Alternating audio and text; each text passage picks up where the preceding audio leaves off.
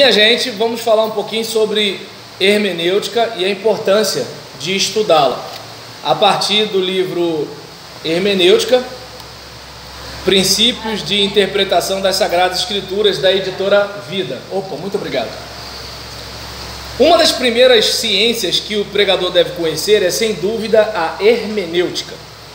No entanto, há muitos pregadores que nem sequer conhecem esse termo. Todo mundo aqui já ouviu falar de hermenêutica, né? Tranquilo? Estamos em casa? E quem está em silêncio não quer parecer que nunca ouviu, né? Tá tranquilo, tá bom. Aí nisso, o que é hermenêutica? O dicionário ele diz que é a arte de interpretar textos. Todavia, a hermenêutica, do grego hermeneia, interpretação, da qual nos ocuparemos aqui, faz parte da teologia exegética, que trata da reta explanação e da interpretação da Bíblia. Então, algumas vezes nós vamos ouvir falar de uma disciplina, interpretação da Bíblia, e outras vamos ouvir falar de hermenêutica. Entretanto, a hermenêutica, ela é o trabalho de interpretar a Bíblia. E interpretação bíblica também é o trabalho de interpretar a Bíblia. E aí, em relação a isso, no Novo Testamento, nós lemos que o apóstolo Paulo escreve da mesma forma em todas as suas cartas, falando, citação de Pedro, falando destes assuntos. Suas cartas contêm algumas coisas difíceis de entender, as quais os ignorantes e instáveis torcem, como também o fazem com as demais escrituras, né? Ou seja, as escrituras do Antigo Testamento, para a própria destruição deles, 2 de Pedro 3,16. E para maior desgraça e calamidade, quando tais pessoas ignorantes dos conhecimentos hermenêuticos se apresentam como eruditos, desvirtuando as escrituras para provar seus erros, arrastam com eles multidões à perdição. Então nós observamos que qual é o problema? O problema é que às vezes a pessoa ela não tem algumas noções para interpretar o texto sagrado, mas ela bota a banca de que tem, e quem está ouvindo, ao ouvir a pessoa falar com tanta segurança, pensa assim: fulano está certo, né? Então, ou como Cícero né? Como Cícero disse, é o cara. Só que aí às vezes o indivíduo ele está convicto do erro. Ele é um incompetente motivado, né? Entendeu? Então é um negócio que assim pode trazer sérios problemas, até porque a hermenêutica bíblica ela tem a ver com a fé da pessoa. Pela fé da pessoa, ela está disposta a viver e a morrer. Então, dependendo do que está sendo ensinado, ela vive ou morre. Não vamos muito longe. Imagina se você faz parte de uma religião que interpreta que a transfusão de sangue é um pecado terrível contra Deus e que praticar esse pecado te leva direto para o inferno. Imagina, você está ali, seu filho está precisando, mas não quero que meu filho vá para o inferno. Qual é o maior amor que eu demonstro pelo meu filho? Salvando a vida dele ou salvando a alma dele? Deu para entender? Então, para ter uma ideia da importância da interpretação, esses tolos, pretensos doutores eclesiásticos, sempre acabam constituindo-se em hereges ou falsos, desde os falsos profetas da antiguidade até os papistas da era cristã, bem como os russelitas dos dias de hoje. Qualquer pregador que desconhecer essa importante ciência se verá muitas vezes confuso e cairá facilmente no erro de Balaão e na contradição de Corá, como você pode ver em Judas 11. O que vai acontecer? Alguém vai apontar um caminho para você e você vai ter aquela ideia: poxa, esse caminho parece melhor. Mas por quê? Por causa de um jeito de interpretar as escrituras. Até porque, de acordo com Provérbios 21, versículo 2, ao homem seu caminho reto lhe parece.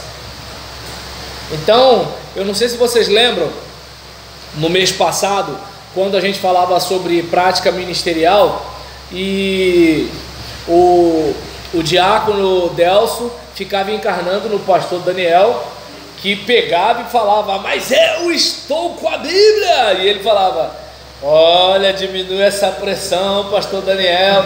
Por quê? Porque o que acontece? Às vezes você pode parar numa igreja que você, devido à sua bagagem hermenêutica, vai interpretar o texto, mas alguém vai dizer assim: não, esse negócio está muito arrochado, está muito apertado, está muito difícil. Não é bem assim não. O pastor Daniel deve ter brigado com a mulher, está mal-humorado e está descarregando na gente. Ah não, o que ele falou é muito bonito, mas eu continuo pensando desse jeito aqui. Ou então, às vezes, dependendo da tradição da igreja, alguém vai falar assim: mas eu sempre aprendi desse jeito aqui.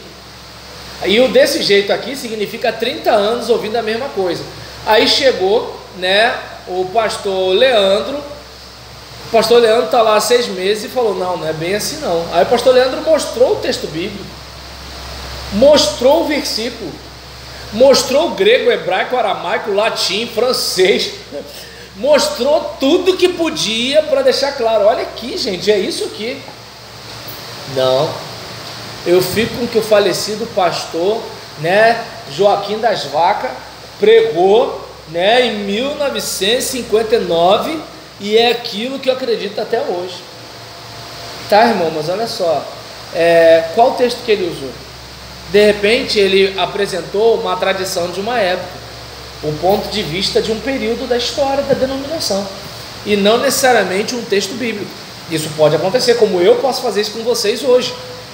A questão é: você confere nas escrituras o conselho que você recebeu? Agora, se for conferir, vai conferir com que ferramenta? Dependendo da ferramenta, não vamos esquecer que existe a hermenêutica queer, né, que é uma hermenêutica numa perspectiva homossexual, tem a hermenêutica feminista, né, tem a hermenêutica numa linha mais dogmática, que é a da denominação que a pessoa pertence. Então, ou seja, qual é a ferramenta que a pessoa usa? Conseguiu, Cristina, adicionar o pessoal? Eu estou adicionado também? Ah, então beleza, então tá tranquilo. Aí nesse caso, em relação a isso aqui, a gente observa que a arma principal do soldado de Cristo é a Bíblia. E se esse soldado desconhece o valor das Sagradas Escrituras e ignora o seu uso legítimo, que tipo de soldado ele vai ser? Por exemplo, quando a gente pensa numa criança, quando ela pega uma arma de fogo, a tragédia que dá. Então vamos pensar de repente num crente que não sabe manusear a Bíblia. Pode causar uma tragédia assim, prejudicar a própria igreja, né?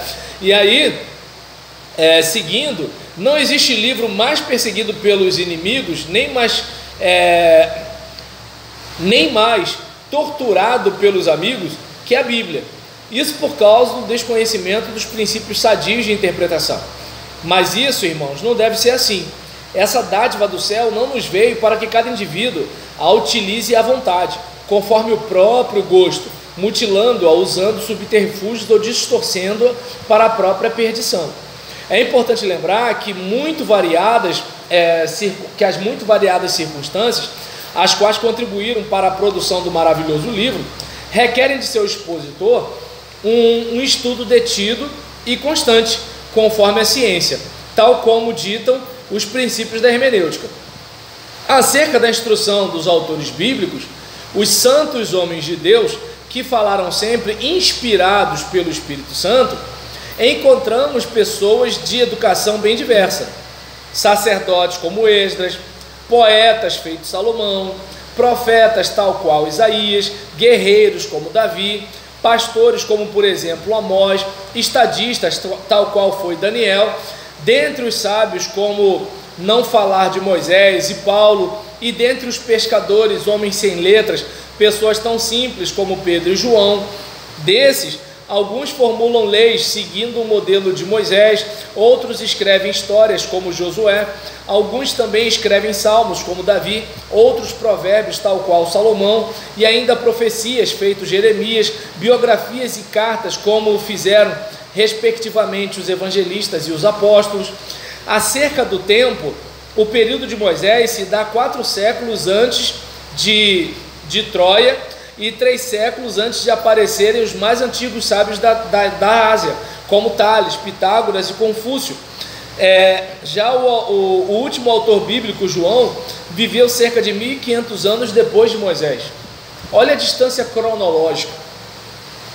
E aí, acerca do lugar, os textos bíblicos foram escritos em lugares tão diferentes como são o centro da Ásia, as areias da Arábia, os desertos da Judéia, os pórticos do templo, as escolas dos profetas de Betel e Jericó, os palácios da Babilônia, as margens do rio Quebar, e em meio à civilização ocidental, tomando-se as figuras, símbolos, expressões de uso, costumes e cenas oferecidos por essa diversidade de locais. Os autores bíblicos foram plenamente inspirados, mas não de tal modo que se tornasse desnecessário o mandamento de esquadrinhar as escrituras e os desconsiderasse tamanha variedade de pessoas, assuntos, épocas e lugares. Naturalmente, essas circunstâncias tiveram influência, por certo, não da verdade divina expressa em linguagem bíblica, mas na própria linguagem de que se ocupa a hermenêutica. Portanto, é necessário que elas sejam compreendidas pelo pregador, pelo intérprete e pelo expositor bíblico. Então, se você vai pregar a Bíblia, ou se você vai estudar a Bíblia, ou se você vai explicá-la versículo por versículo para o povo, você não pode só ler e falar dela. Porque você precisa pegar, vamos pegar, por exemplo, o Senhor é o meu pastor e nada me faltará. Bem, você talvez não consiga comer filé mignon todo dia. Se nada vai faltar, como é que você explica isso? Tânia teve defeito no carro, o carro faltou. Como é que você explica isso? Às vezes você passa a noite e acabou o gás, nada vai faltar. Não era para você ficar sem gás aquela madrugada e o neném está berrando.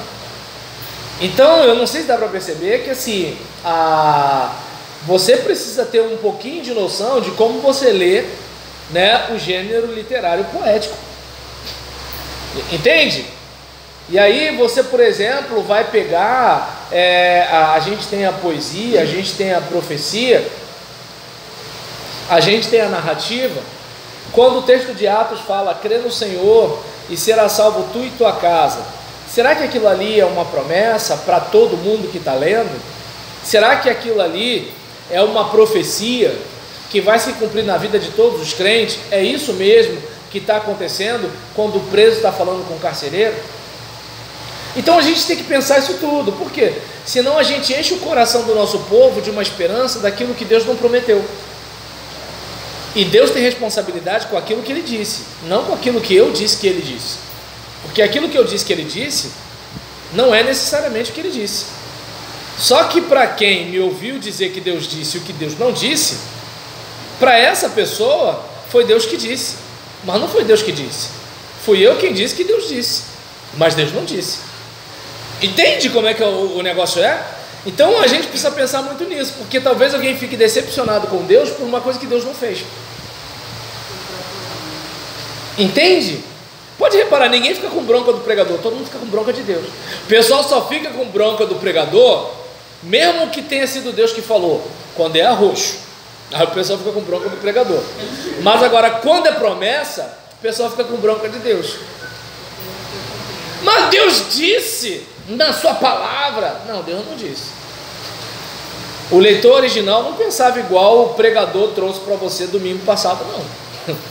Então é importante a gente ter esse cuidado. E aí, por exemplo, um exame breve e geral da linguagem nos mostrará de forma mais evidente a grande necessidade do conhecimento da interpretação salutar para o estudo proveitoso das Sagradas Escrituras. Por exemplo, certos doutos que vivem sempre incomunicáveis com respeito à linguagem bíblica consideram tal linguagem ofensiva ou incompatível com o seu ideal imaginário de revelação divina. Tudo isso em razão da superabundância de toda espécie de palavras e expressões figuradas e simbólicas presentes nas Escrituras.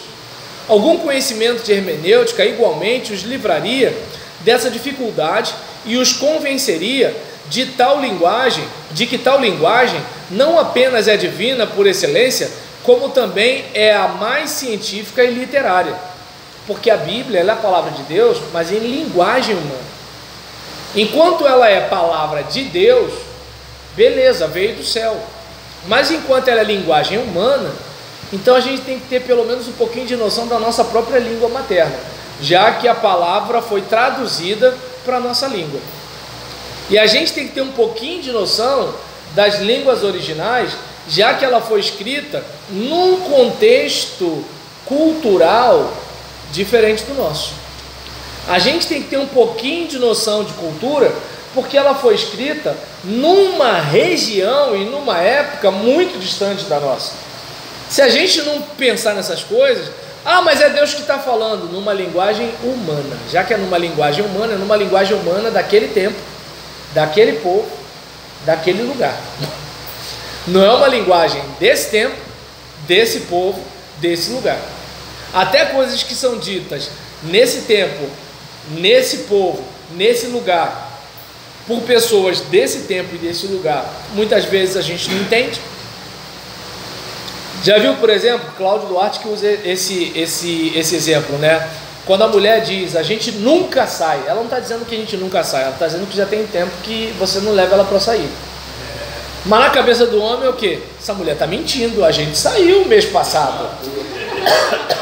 Deu para entender? Desculpa. E aí, imagine se homem e mulher na mesma época, na mesma casa, tem dificuldade de comunicação, não vai ser simples você pegar um negócio que foi dito há milhares de anos atrás, num outro lugar, né, por uma cultura totalmente diferente da sua.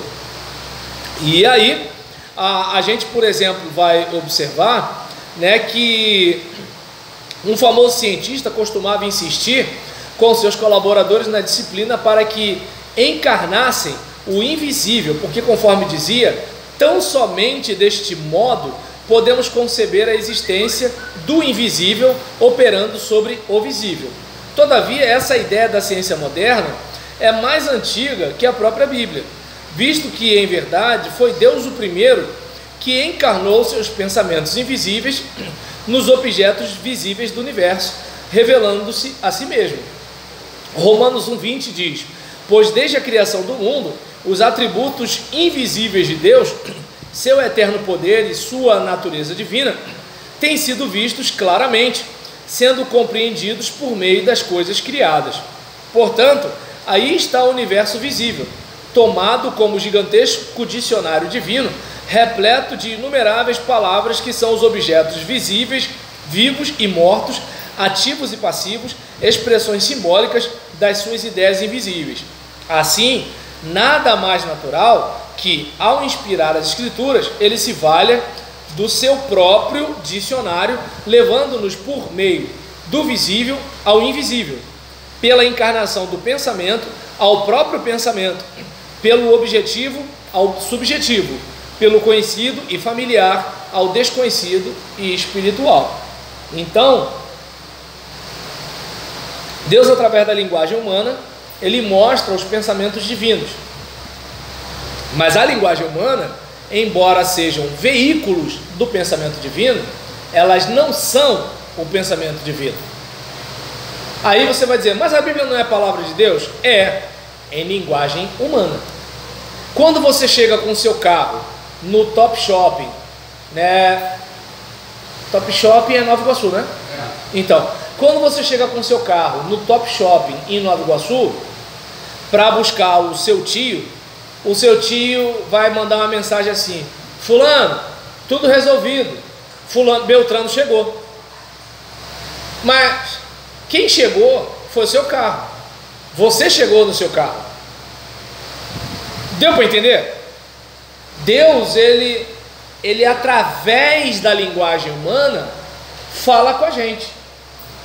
Até porque se Deus falasse com a linguagem divina, nós não o entenderíamos. Nós só temos como entendê-lo através da linguagem humana. Mas a linguagem humana tem sua subjetividade.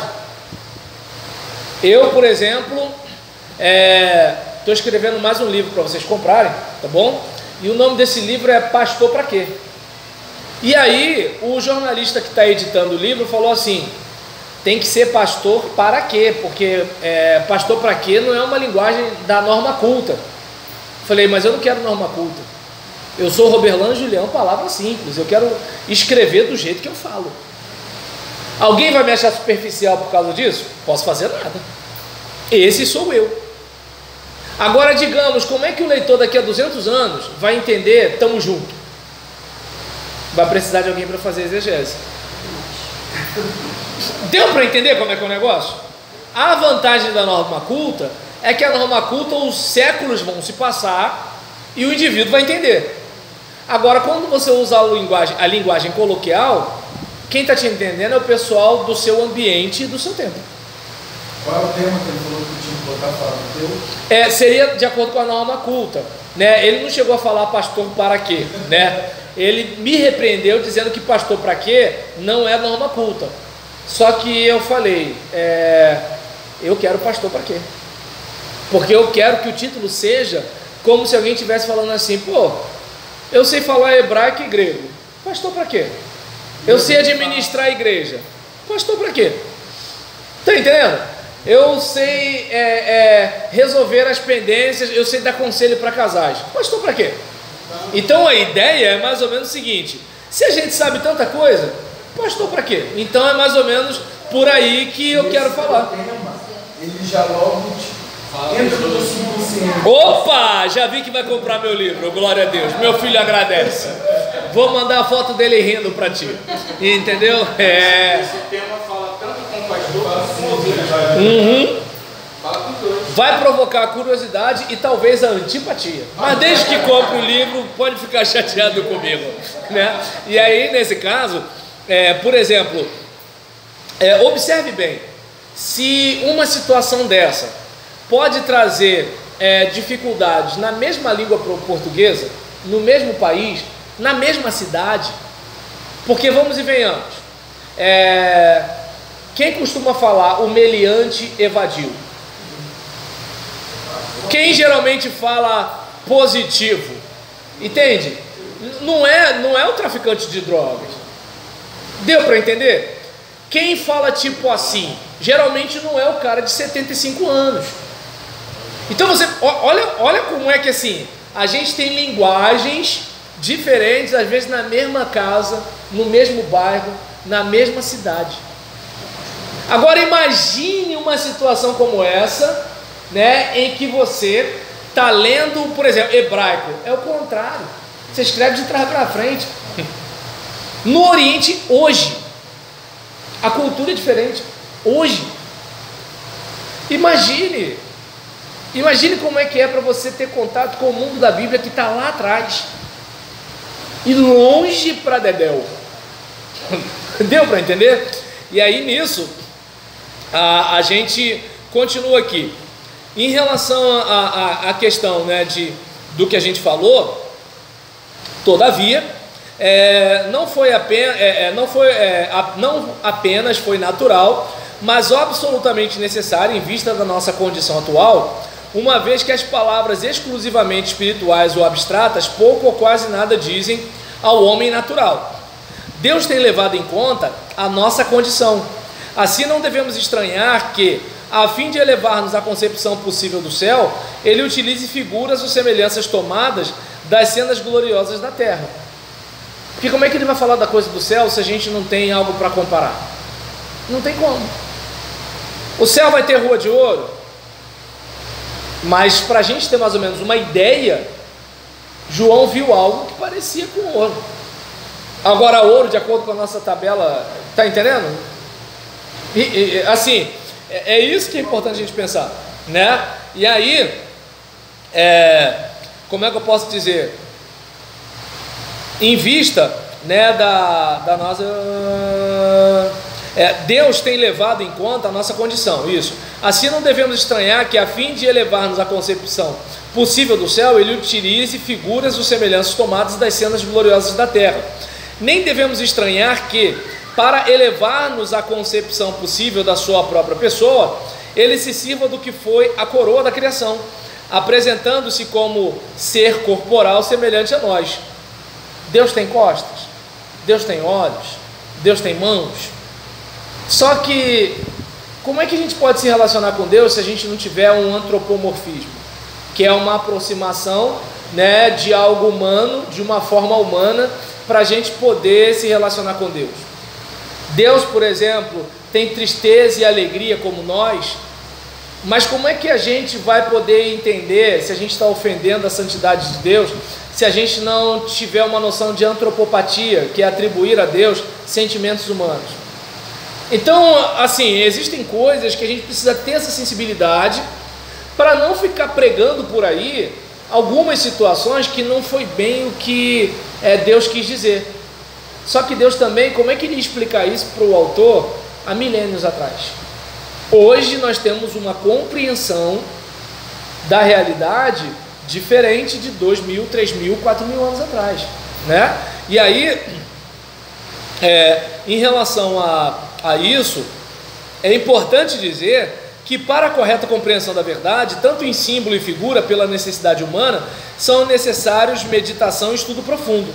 A esta altura é preciso observar, porém, que as chamadas expressões figurativas ou simbólicas não se devem apenas à natureza da verdade espiritual, à maravilhosa relação entre o invisível e o visível, mas também ao fato de que se trata de linguagem mais apropriada, por ser bastante formosa e expressiva.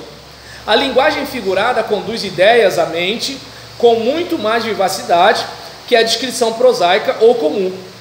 Encanta e recria a imaginação e, ao mesmo tempo, instrui a alma e fixa a verdade na memória, agradando ao coração. Como se enganam os que imaginam que a Bíblia, para ser revelação divina, deveria estar escrita no estilo da aritmética ou da geometria. Pela sua sabedoria, Deus não tem enlouquecido a sabedoria do mundo?